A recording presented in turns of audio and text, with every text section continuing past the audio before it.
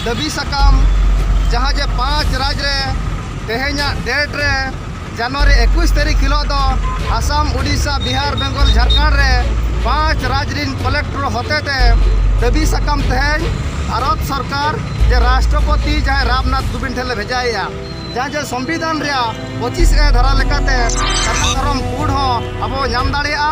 ओना लेकाते अब तेज मनमी कनाबो मौलिकार अधिकार लेकाते हक से अधिकार तब मेना मेनखान पले तेज सांगे होड़ा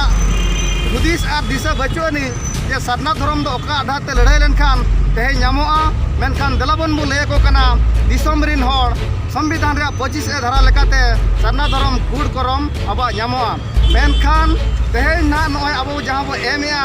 आसाम उड़ीसा बिहार बेंगल झारखंड रे मिदिना डेट ते यदि भारत सरकार हिजुकान 30 तारीख सुधा यदि बाय डिक्लेरिया एनखान दो हिजुकान जनवरी मास 31 तारीख हिलो दो सनम को ठिका दो कामा रेल रूट चक्का जाम करते रहोगे अब सारना धर्म कूड़ कलम बांचाव दोहमा ओना खातिर ले नेहरो कना दिसम हो को ठेन मंझी को ठेन देलाबन अब